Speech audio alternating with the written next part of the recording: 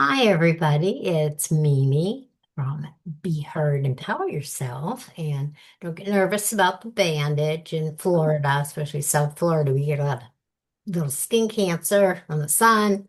So I had a little one removed, so we'll just ignore that.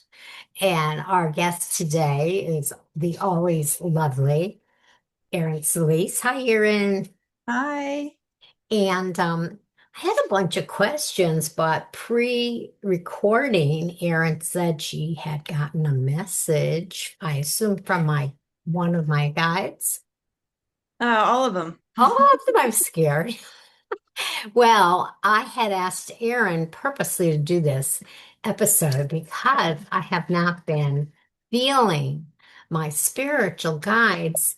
And we had a little talk about how I am overextending myself and my aura is going out further and further. And when that happens, even if your spiritual guides are trying to direct you, it's a whisper and you don't hear it.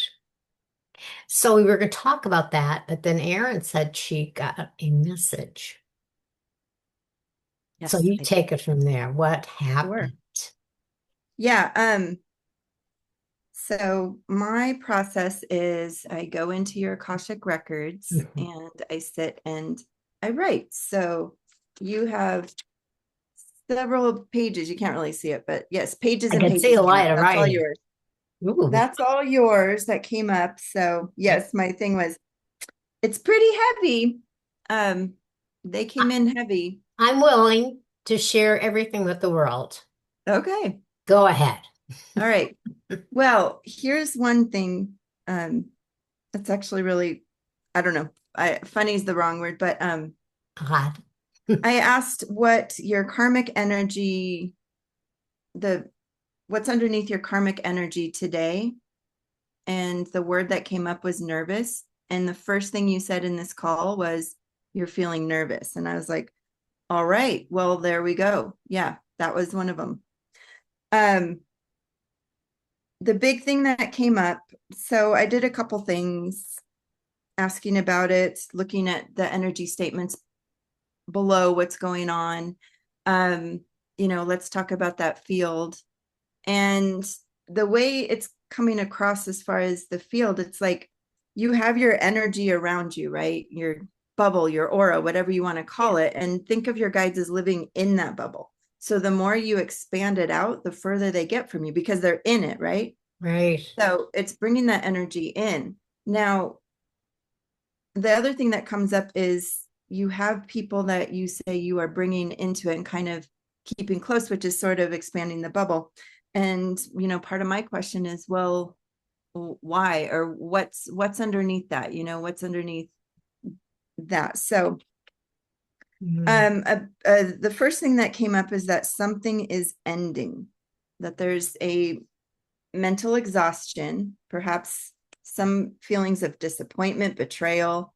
There's some sort of painful realization. So it's not like, oh boy, you're going to have to live through this a lot. But if there's Mm. something that feels done and Mm. you're done with it, and it's time to be honest about it and acknowledge that. I get it. I know exactly what you're talking about. Go ahead. Name So, names, but I know. okay. Yep.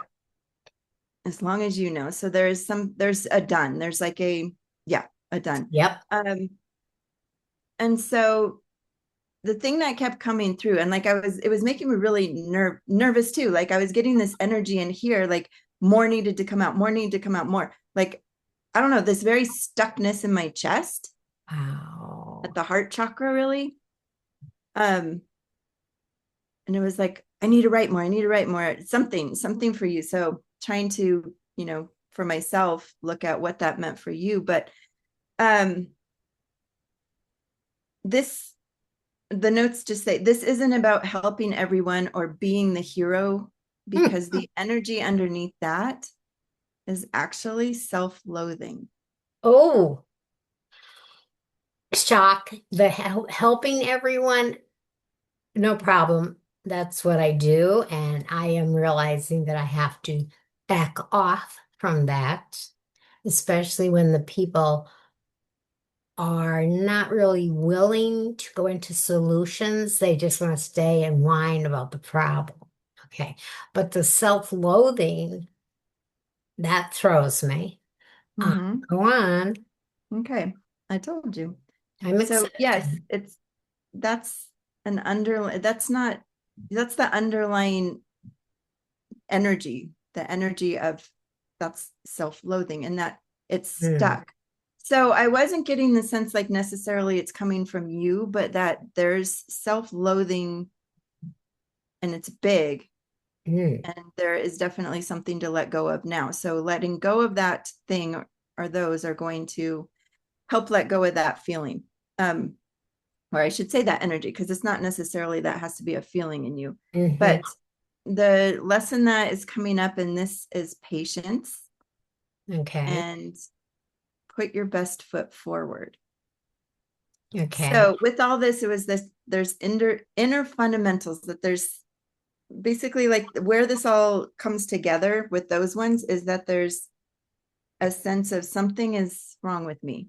Like it's a broken or a broken body or I'm something thinking that. broken. I'm thinking something's wrong with me. It's me. Yeah, like Okay. there's okay, just something's broken in me. Mm. It doesn't have Okay. to be you, your personality, Hmm. but yes, my body's broken. Something's just fundamentally broken. And it What? was, you aren't broken, Yeah. but the giving isn't healing that for you. Ah, makes sense. So there's a Ah. stuckness to Mm. your pattern that needs outside validation. Like if you have enough and if you give enough, and that if your life story is valid and worthy, for others to tell you it is, then it is. Mm. But this is not because the book or the reviews, No. your life story isn't valid because other people tell you it's valid. Right. It's It's not because over it either. It's is. ongoing. It just is. Your story is valid because of what it is. So it's okay to accept that your story isn't relatively valuable by the number of people who tell you it is Ah, or come to you for help. oh my gosh.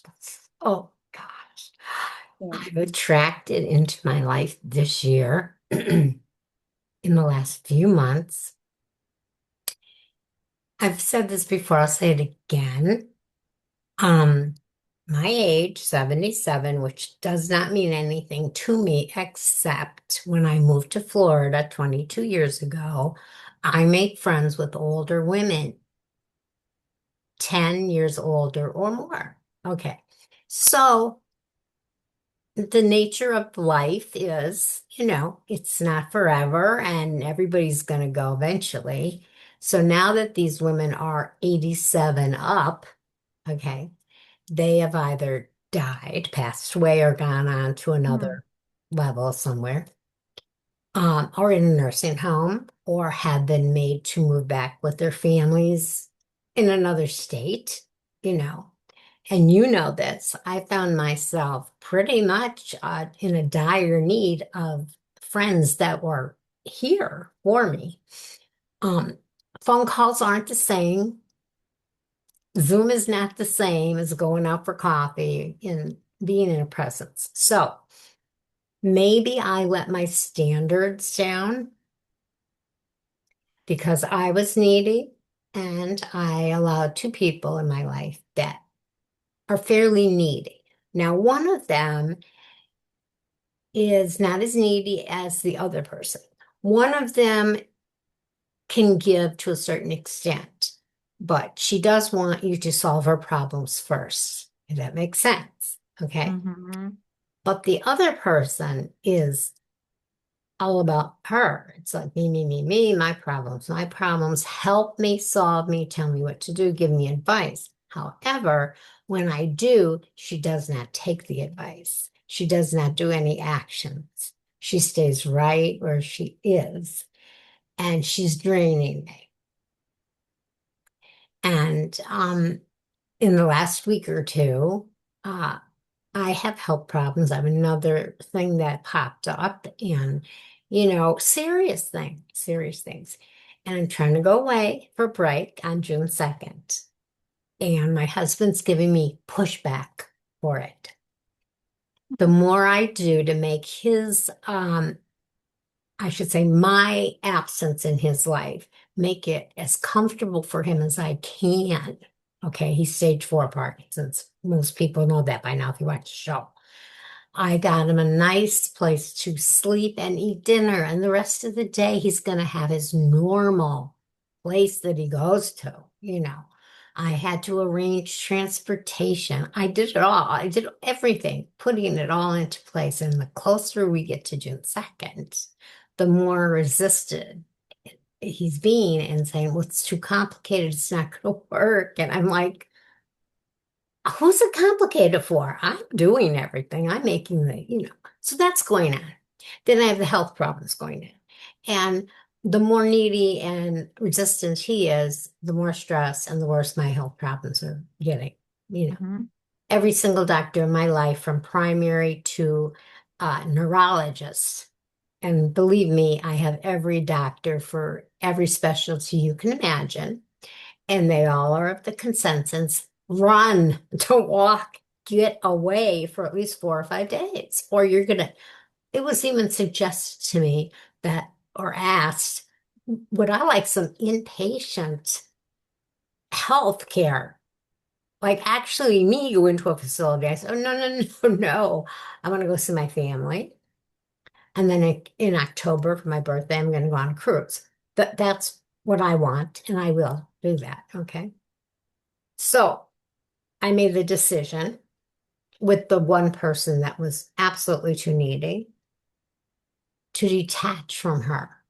And I sent her a message after her long text about everything that was wrong and how nothing's working and blah, blah, blah. And she's in a lot. She ended with, I'm in a lot of pain. And I went, me too. And then I blocked her. Now, it sounds like a long story. It won't be. I bought an iPad for my grandson, which I'm taking, my great grandson, which I'm taking with me. And of course, it's set up under my internet, my iCloud, all of my stuff. And so I didn't think to block her on that. So a message got through on that, like, I don't know why you're doing this, and da da da. Da. So I thought, I'm going to respond and then I'm not going to answer anymore. And I told her what I just said. Every doctor in my life is telling me I need a break from people and from helping people. So I need to take 2 weeks that I have no contact with any people that are currently in my life, except the people that I want to be with, my loved ones. So in 2 weeks, I will reconnect with you and see if you want to pick up from there. Now, what do you think of that? Was that a good thing that I did? Yeah, yeah. You you I have set a described boundary. you have described people who rather, put your own mask on first. They're not putting their own mask on first. They're saying, no, you put my mask on first. For me. Yeah, put it on for me. And then they And pull it then off. so, but It, that yeah. isn't your you're they're not required to do what you say. So No, I understand. But then don't tell me the same problem over and over again. It's like, yeah, if I know that 1 and 1 is 2, and the whole world knows that 1 and 1 is 2, and you won't believe me, it's very frustrating. Like you're dealing with yeah, a crazy person now. It's like, I told you 7 times, 1 and 1 is 2. And I know that because I experienced it in my life. I wrote a book about it, okay? So why won't you believe me? And this person, I just can't handle it anymore. I just can't.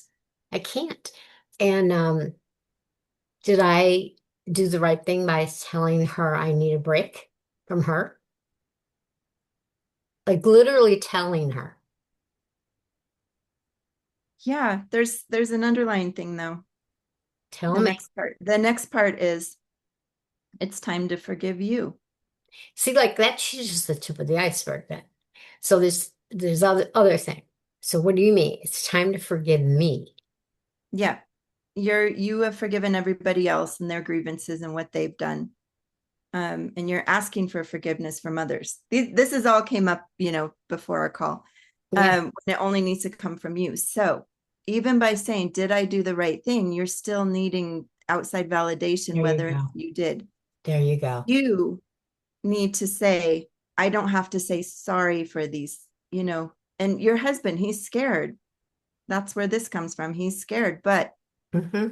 you need him to forgive you for needing this time. Taking care of myself. Yeah. Basically, it's like still coming from that outside. I need you to tell me it's okay that I take care of myself, Yeah, when you have to just take that moment for you and say, yeah, I forgive myself for not, or for putting myself first now. And yeah, that's going to be okay. It's going to be okay. yeah. I literally told him, dare to go.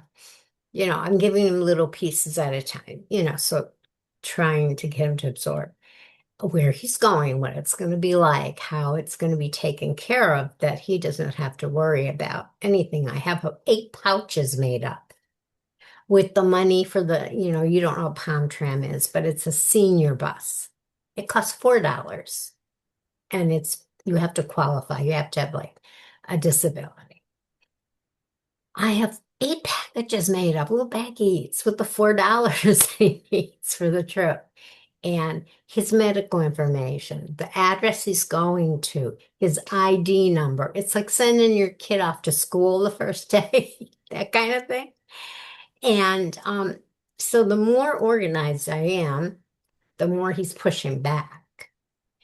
So he literally said to me last night, well, what if I decided not to go uh, to my daycare every day like I normally do and just stay at that retreat house all day? Cut out the transportation part. And I looked at him and I said, you went with me to that place. Those people aren't at your level. They are a little bit worse than you. They do not have the activities that you have. They have one great big TV. You don't get to pick what's on that TV. So basically, you want to sit in a room all day, and there's like 20 women there. There's hardly any men. And watch a soap opera or whatever's on. No, you are just trying to find another way to push my buttons.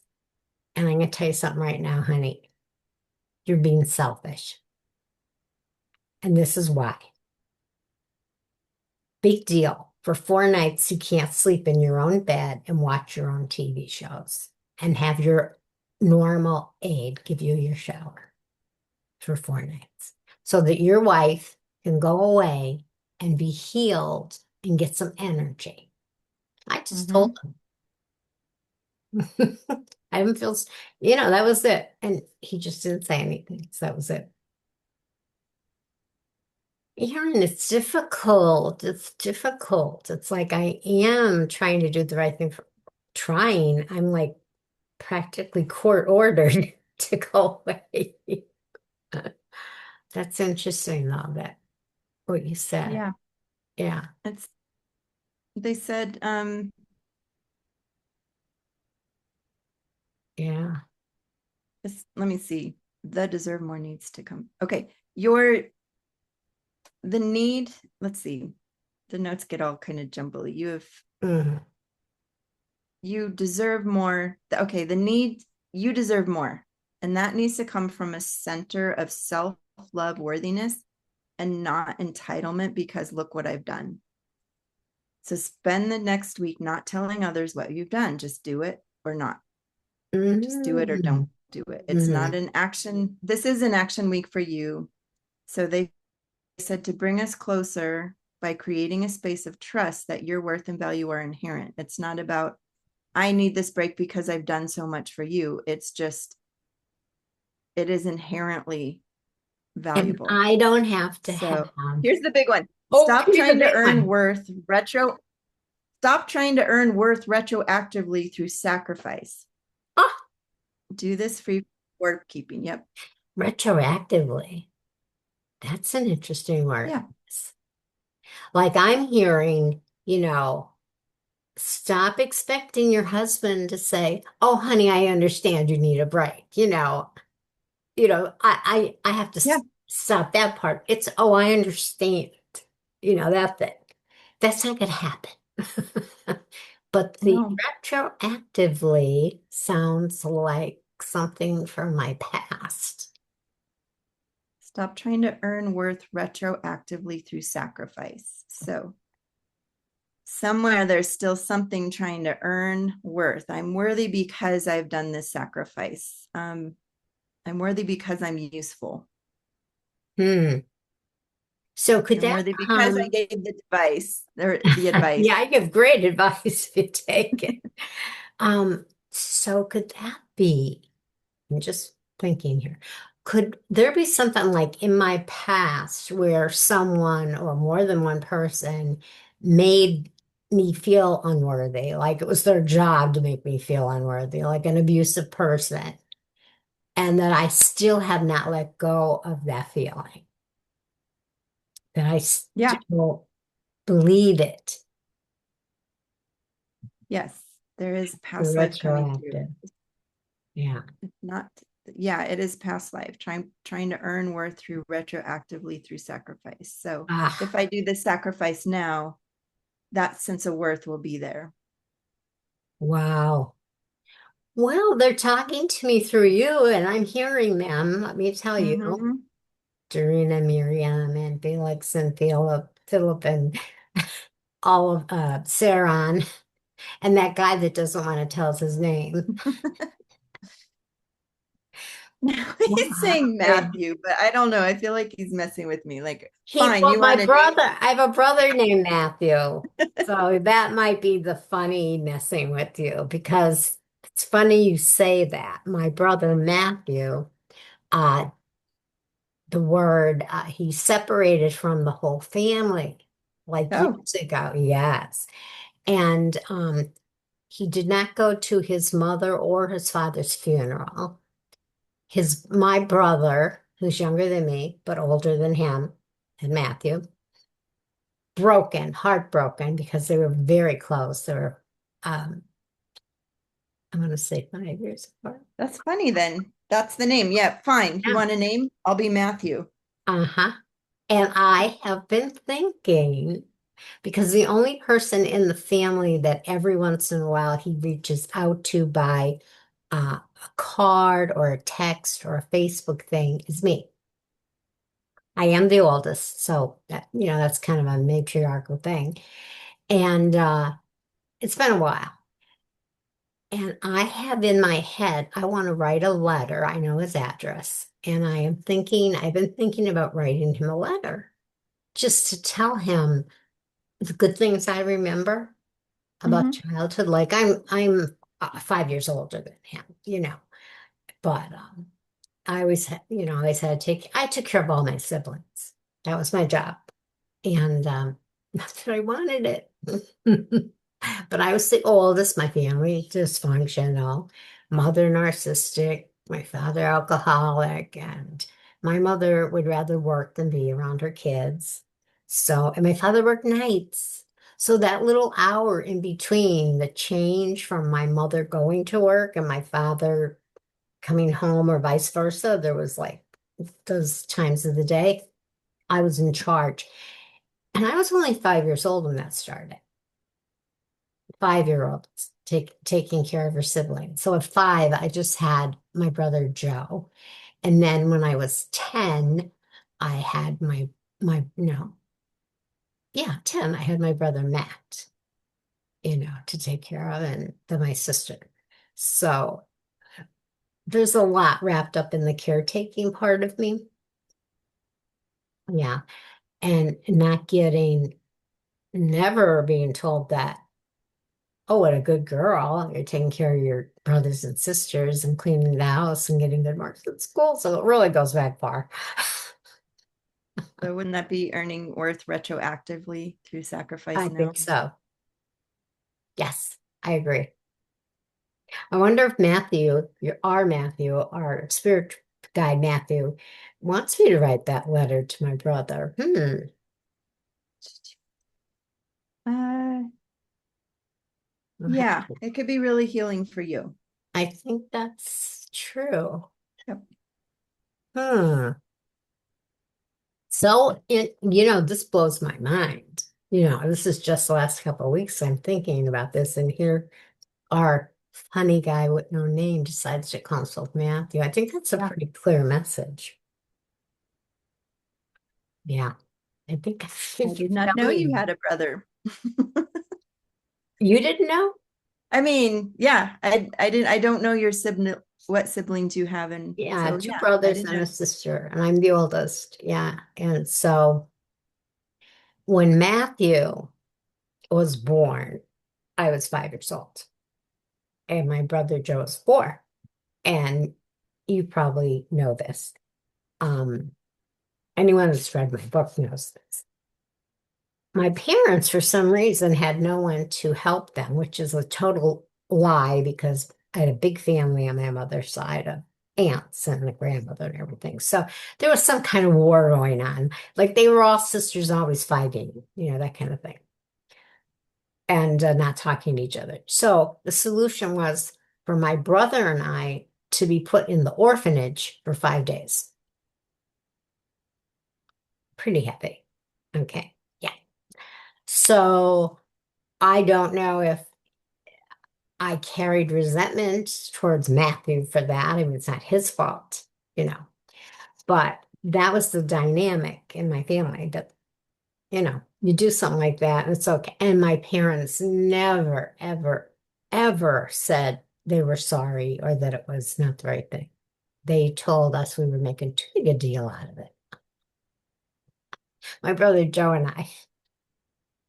We miss it as adults, we'd say, when you put us in the orphanage for 5 days, well, it was a nice place. And dad came to see every day. And I'm thinking, are you serious?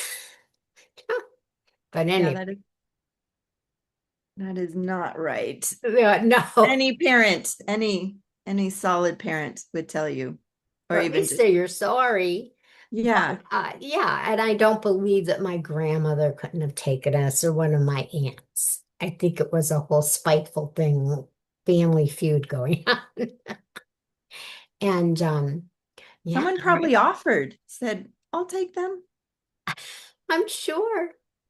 Well, I don't know. My family, my mother, like I said, narcissistic. She'd rather put me in an orphanage than, show Right, but weakness. yeah, yeah. So maybe maybe somebody did say, we'll take them. It's Yeah, okay. And she I'm said sure. no. I'm sure. But the Matthew thing is blowing my mind because I have been thinking. So now I know that I am going to write the letter and say a lot of things to him. And I have no idea what caused him to break off from the family. I have no idea. Um, I know when my mother was dying in the nursing home, he slipped in one day to see her, and I saw him there. Um, and when my father was in the hospital, my brother Joe said he made an appearance to see my father. But then the funerals, no. And then once they died, we never saw him again. And it's for a long time. It's a long time. Oh, like over 25 years. Now, my brother Joe's very hurt by it because he was close to him as a brother growing up. He was his older brother, so he was close to him and broke his heart to this day. And every once in a while, he'll say, "Did you hear from Matt? Did you hear from Matt?" And sometimes I have, and sometimes I haven't. But I tell him, Joe, there's nothing that he really told me. He just is letting me know he's alive, basically. Um, every family has their little things, there's no explanation even for it. Or the explanation is one you don't really want to know. See, That I'm going to makes ask a sense. question. Okay, you ask a question. To me or to my spirit guides? Your guides. Okay, thank you. Oh my, this is interesting.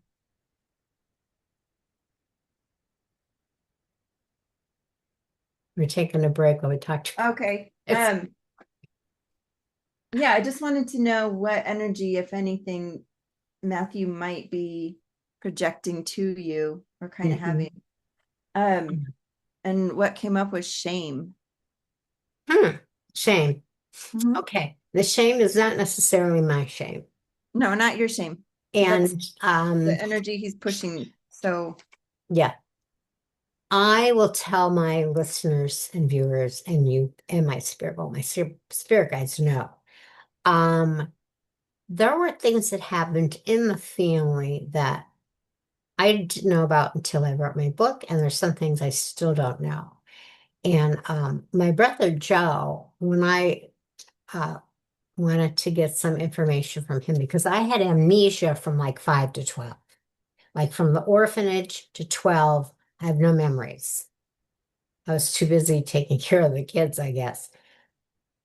But my brother Joe said, I don't want to think about my childhood. It was so awful.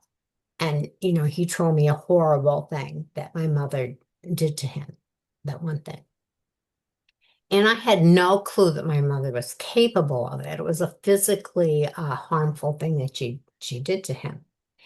Um, and I was just in shock.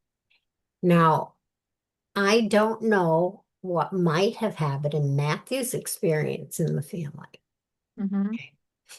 My experience was, if you know anything, and the listeners might know about this stuff, in alcoholic families, there's like a roles that you take on. And my role was hero. I had the hero role. Okay. And then you have someone that's a scapegoat, someone's the alcoholic. Everybody plays their role. And there's the lost child. And then there could be the role of comedian. mhm. Matt was the comedian. I'm getting chills now because our spirit guide is our comedian here, and Matthew was the comedian. So that was the Joker, and like sort of to break up the seriousness of whatever was going on. So that's very interesting to me. But I don't know what might behind the scenes be happening, like when he was a child with my father or with my mother, what was going on. But I know that he distanced, completely cut off from the family at a certain age. And shame, um, my sister was, and I don't know if she still is, an addict. And I think he was ashamed of her, okay, because she was in trouble a lot, and he didn't want that persona. He wanted our family to be looked at as a very respectable family. And myself and my brother Joe and my brother Matthew pulled that off. Like, college, military, raising families, the neighborhood thinking we were great, that kind of thing. And maybe that's a shame. I don't know. This is very interesting though. I'm blown away by the whole thing with the name. Wow. So they're there. They're still there for me, and they didn't leave me. They never leave you. No, they're not leaving. In fact, they've calmed down a little bit. They're going to get close to me in the next 2 weeks because I put my foot down and I drew a boundary. Me for Yeah, myself. so you need to see your energy as coming nearer to you, so they're closer.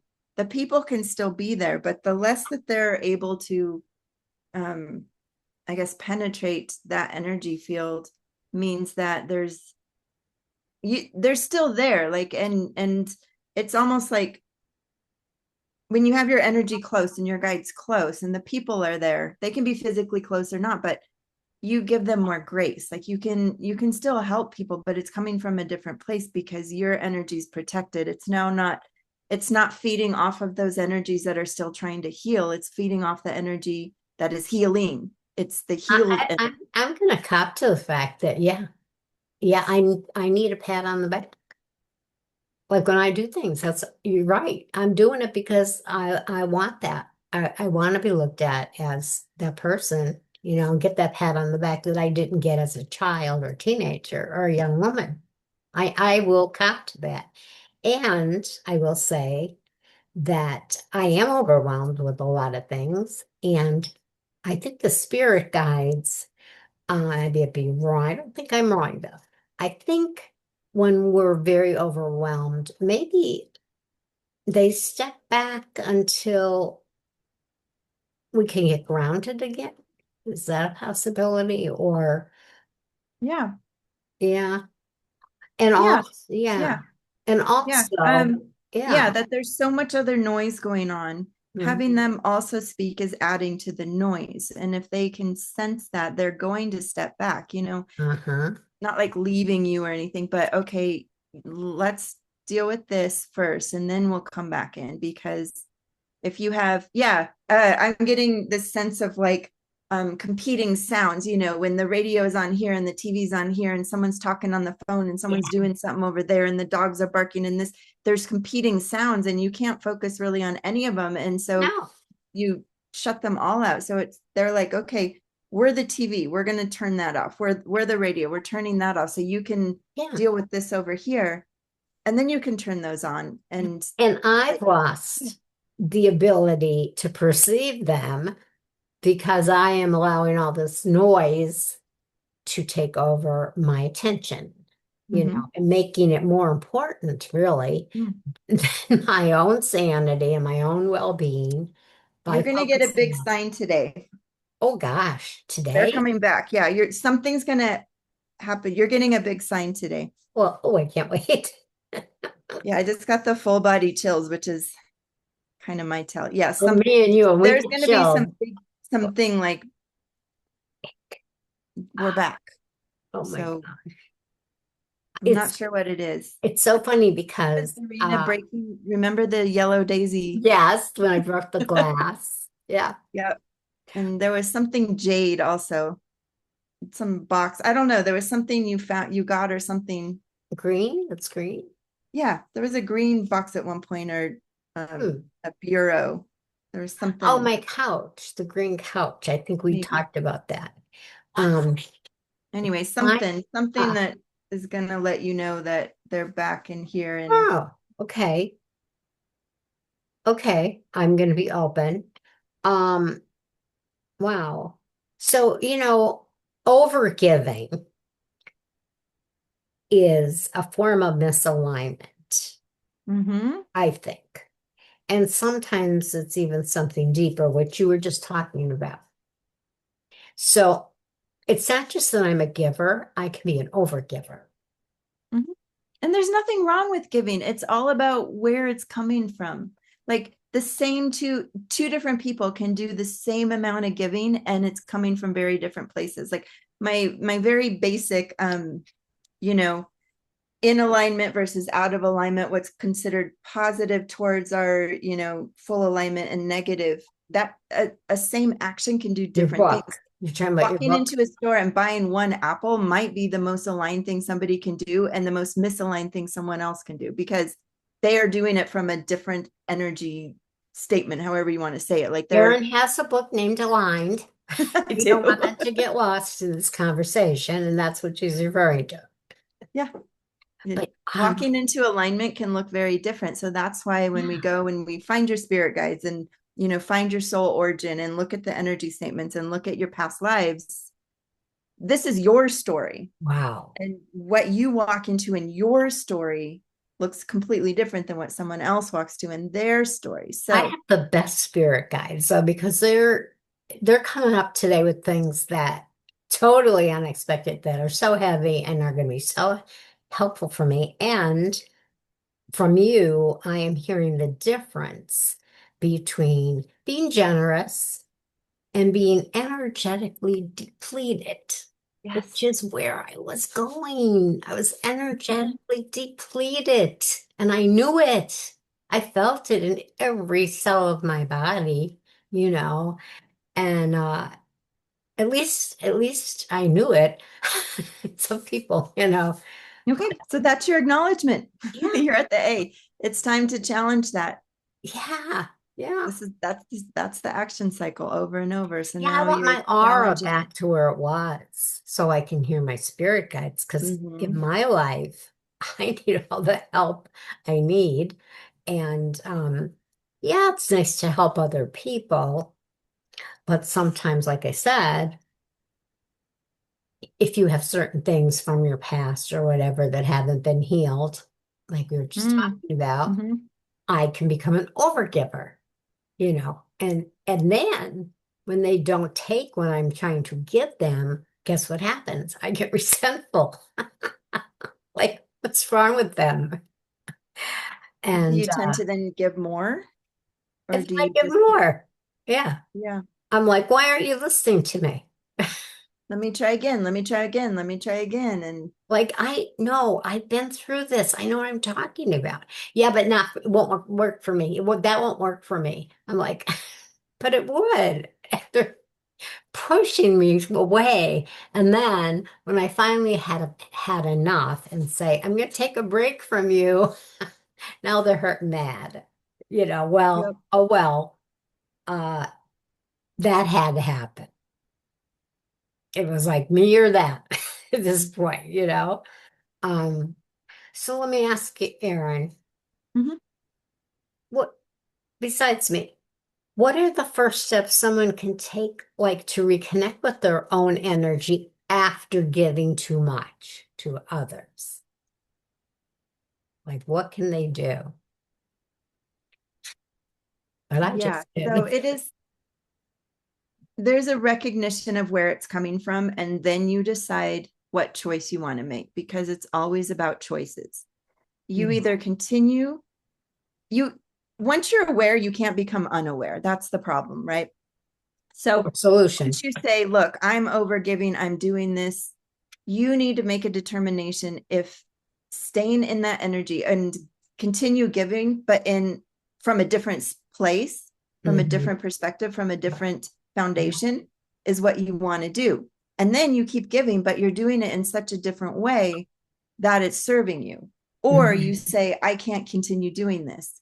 Right. And you step back and you kind of, your battery's been depleted. You got to plug it back in and get you filled up.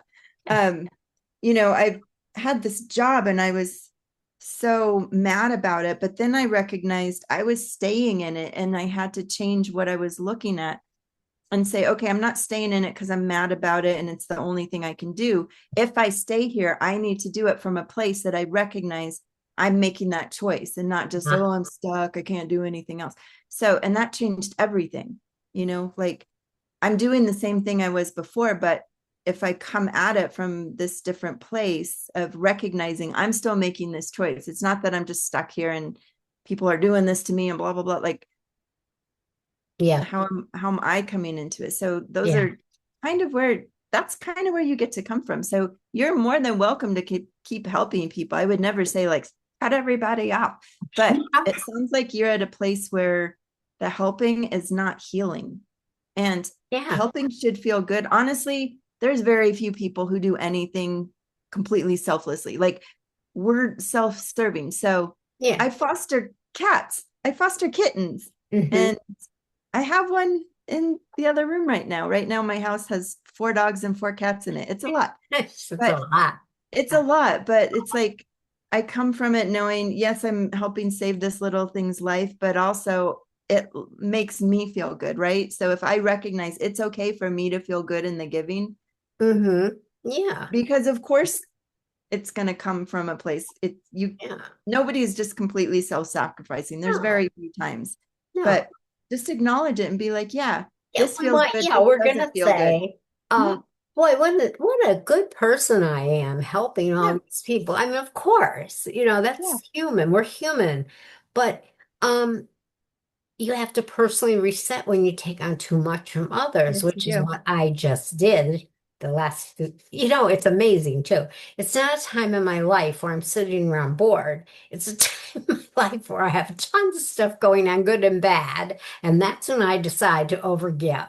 Like Yeah, amazing, you're right? getting stuck in a loop. So your loop right now is allowing you to serve other people and be like, well, and you know look at me, I'm helping everybody I'm else, a but saint. what it's stopping is your own healing. Like you're not allowing yourself to do the healing and the resetting and the rebooting. So you're stuck in this loop of look at me, look, and I know it I sounds know. terrible, but look at me, I'm helping, I'm helping, I'm helping. But you gotta zoom out of that loop so you are, I you, agree. I yeah, agree. I'm right where I'm supposed to be too, I and think you're at you need acknowledging. to do a reset. And so, yeah, telling your one friend you're Reset. not going to, you'll talk to them in 2 weeks. Like that was perfect. You're not cutting her off forever. No, You're giving her a time frame yeah, I did. and expectations. And you can come back to that and say, you Um, know, metaphorically, like you got to put your own mask on yeah, and yeah, I'll put mine on, and then we can help each other. exactly. And let's do this. Talking about a mask. Is Yes. there a daily practice that you recommend that will keep us aligned with our guides? I think no, Uh, but you tell me. yeah, I mean, a lot of it is that pause to recognize why am I doing this and Hmm. what choice am I making? And to sit in that place of recognizing, acknowledging, and understanding that everything you do comes from a choice. Yeah, Like it's all just choices. Every single time you say a word, it was a choice. Sometimes it works out really well. Sometimes you're like, why did I make that choice? you know. And you're kind Yeah, of mad about it. But then you get the next choice, which is how am I going to deal with those feelings of maybe regret of that choice I made before? yeah. If you're So kind of walking through each setting boundaries, setting boundaries is a choice. and it's something that's very necessary in most people's, if not everybody's life, Mhm. because it's very hard to say no sometimes. Like, you don't want to say no to your granddaughter or your daughter or your best friend. You know what I mean? Like, it's not a pleasant thing because they want to hear yes, of course. And I think that you talked about being guilty, and that's where that comes from too. It's like, I don't want to say no. I feel guilty about it, or I feel selfish if I say no. So, the boundary setting, that plays a role in spiritual clarity, doesn't it? Mm-hmm. But you got to look at it two ways, though. It's not just a boundary of you blocking other people. Mm-hmm. It's you put your stuff out there, and maybe the boundary is I don't need to keep pushing my agenda or whatever. You know, Here My my analogy is I wrote a postcard to my neighbors because it's like this house of younger guys and they all do construction, and I'm doing a self project in the backyard converting the shed. And so I asked and I wrote the postcard like, hey, would you guys be able to give me any pointers? I haven't heard a thing. So part of me could be like, I will go over there and, send another one. But maybe the boundary is no, we don't want to help the neighbor. And the boundary I have to set is, okay, that's fine. Let me do why something don't else. and but they don't have I said they don't have the cojones to say no. Like No, they don't. And so what is that? Like either I can go push it because that's part of my personality is you do. no, Yeah. I'm going to get an answer. But Even if also, it's no, answer me. yeah, Yeah. but I have to sit in that uncomfortableness that they got my postcard with my address and decided to ignore it. Oh Like, my gosh, that's so okay, funny. You I'll know, figure this out myself. But yeah, there's part of me that's just like, ugh, people know what they're doing and I don't. And I have to spend so much extra time. If he would just have said either way, yeah, yeah. but Being which is aligned. funny. Like So I boundaries have come both ways.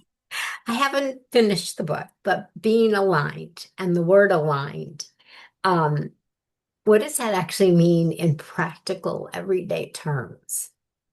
It means making those choices and course correcting when you start doing things that take you out of alignment. What we're talking about Yeah. basically for the So, past like, 40 minutes. yeah. And, Yeah, when I first start working with somebody, we talk about positive and negative, not as like good or bad, but things will bring you in essentially positive polarity where you're the abundance. Like it's a personal algorithm you set. So yeah, if you're paying attention to the things that are more aligned with your spirit and your higher good, you're going yeah, to get more of those things. Whereas yeah, if you start paying attention to the negatives, you yeah, start getting out of alignment. So then you have to course correct. yeah. Life gives you situations for you to change or to learn from. And with me, with my husband and the Parkinson's, and also I think just the way it's affecting his brain and his communication right now, even though I know it's the disease, I'm in this loop where, I talk to him or say something to him or ask him a question and nothing comes out of his mouth. And I know it's the Parkinson's. It's still irritating. So Mhm. then I'll say, it's either a yes or a no. Just say yes or no. And I get upset. And then a few minutes later, I'll say, I'm not mad at you. I'm mad at the Parkinson's because it's really frustrating for me. I just want a yes or a no. And I said, that's why I have the podcast because people talk to me. I mean, communication when someone has Parkinson's, it's so sad. It's really sad. It's not like he doesn't want to talk to me, but like the brain, by the time it tells him whether he wants to say yes or no, and the time for it to get down to the mouth and for the mouth to figure out how to say the word, it's excruciatingly long. And I'm so impatient. I mean, I'm looking at that, Erin. I know the character flaw I'm looking at here is patience. And the universe is sending me this situation just so I can learn patience. That's how I feel. Yeah, It's true. It's true. because that is the lesson that came up in today. Yeah. Yeah. Oh my God, the way we started off, just the things like our guy calling himself Matthew. It's like it's so amazing the things that came up. And it's because I asked. I asked you, Yeah. I said, I'm not hearing my spirit guides and I know they're there, but it's not the same. Um, so what made me realize that I wasn't hearing the guides? It was subtle. It's like intuition type things. It's like when I would have intuition, like I knew it was them, one of them, sending me that intuition. So, was there a point in your life that you realized you weren't hearing your guides at some point? Hmm. Yeah. Can you want to help share it? You feel Yeah, I mean, comfortable? one thing you kind of go through your day to day and things, they're just happening and you sort of deal with them. Part of what happens with me is that my words won't make sense to people. And it's like no matter what I say, they misunderstand me, they don't hear me. It's like I'm invisible in the room and it's really weird. And so I tried harder and harder and harder. Yeah. And suddenly it hit me. I was like, hold on, that's that's me out of alignment. Like when my words are not being communicated, and it's like that telephone game. So even Yeah. between what I say and what they hear, it gets like jumbled. I'm like, that's Well, not what I said.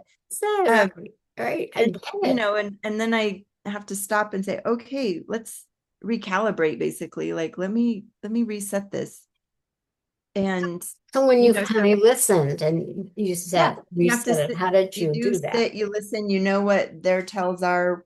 One of mine, my toe, my big toe will wiggle. Another one, I see hawks. That was the tell of the hawk. So when I see the hawk, I'm like, okay, there they are. Go over that again. What does Yeah, that mean when you see the hawk? that's the tell. When my spirit guide said, when you see a hawk, that is me. Like that's, Oh, that they're and there. yeah. Okay, And got so you. just Even in the your, not necessarily in the sky, could be in your no, mind. it's in the hawk. I Oh, see, you I see see it? hawks. Oh, Yeah. wow, It that's will be amazing. perched right there. I'll be like, there you are. Yeah, Wow. I see hawks a lot.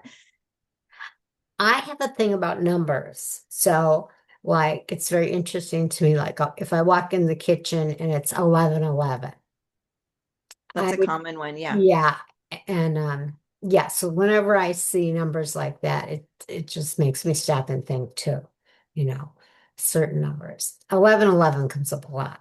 Those two numbers, I don't know why. But so what would you say to someone who feels spiritually disconnected and doesn't know where to start? What would you tell them besides come see you? Yeah. Um, sit and listen. So if you can, there's ways to like access your higher self. And then there's some interesting, there's I personally enjoy accessing the Akashic records and Yes. really framing things around that. But there's ways like you can ask yourself a question Mhm. and think about what the answer would be, you Mm. answering it. But then sit and say, get connected to your higher self, kind of out of your head. Let me do this in terms of what I'm feeling and more of an intuition, and ask the question again and see how the answer changes. So like almost like going into a meditation with Yeah. an intention. Yeah. Ah, And sometimes it's very surprising how different the answers are, or it's not what you would have expected that you came up with. yeah, because people sometimes they've been ignoring their intuition for years. Mm-hmm. And so that would be a good thing for me to do, like go into sort of a quiet, meditative type state and then put an intention out there, a question, and Yeah. just Yeah. The last exercise I did, it was if you were a place, what would you be? Like, where would you be? Place would you be? And I was like, oh, I'll probably be like a mountain, or, I had these thoughts of mountain or alone. And then then I didn't open my Akashic records. Yeah, if I were a place in the world, what place would I be and why? And I was like, I'll be this mountain. And then I got, asked my guides and got into a place. And the answer was, you are everywhere and eternal, and you are not singular, and nor have you ever been. so you're not just a mountain. Yeah, No, it was like, you are part of the interesting. entire universe. I was like, dang, okay. Okay, I'll So it take was, yeah, that. it was the, it's not bigger than you. You are not grandiose. You are part of everything. I was like, okay. I That's like it. really Yeah, interesting, because yeah. that was not what I thought I was going to write down at all. No, I'm going to be open to today specifically and my intuition and my guides and something big that's going to come.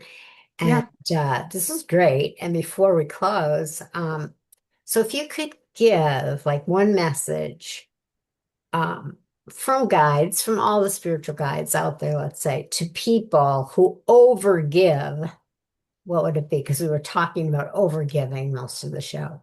So, what message do you think the guides would give them? It's, when it's like pieces of yourself. When you are starting to lose pieces of yourself to the giving, then it's no longer giving. Yeah, exactly. Like, you have to look, are you giving pieces of yourself? Yes. Are you They starting to said, feel you're losing something? yeah, Then that's, you got to step back. yeah. That's And it not, doesn't matter how hard it is. yeah, Some things can be really hard, and you give, and you don't feel like you're losing part of you. yeah. And it's like I set a boundary with this one person. I set a couple boundaries that weren't as, uh, I would say, distinct as I was with her. However, my part in this now is not to feel guilty about setting those boundaries, knowing that it was a healthy thing for me to do. And she's mad, she's Mhm. angry, but that's okay because there's a lesson for her in that, in the anger that she's feeling, right? Yeah. Maybe she'll get it, maybe she won't, you know. So this is great. And we really love, I know we love when you are here with me because you bring the spirits, you bring your own spirits too, you know. Mhm. We They're have a always full there. room. We have a full room. Oh, please, from the first time with the pillow blinking. And people, go on my website, go on YouTube where we have the orbs flying around my bedroom. Because if you don't believe in spirit guides and you watch that little video, right, Erin, you will believe. You will believe. Thank you. Thank you so much for coming today and sharing And this. you have a great, fantastic time off. I have a couple weeks off and then we'll reconnect and we'll do a show about something else because we have your book. We have so many things to talk about. I Sounds love great. you. Have a great day. You too. All right. Bye, Erin.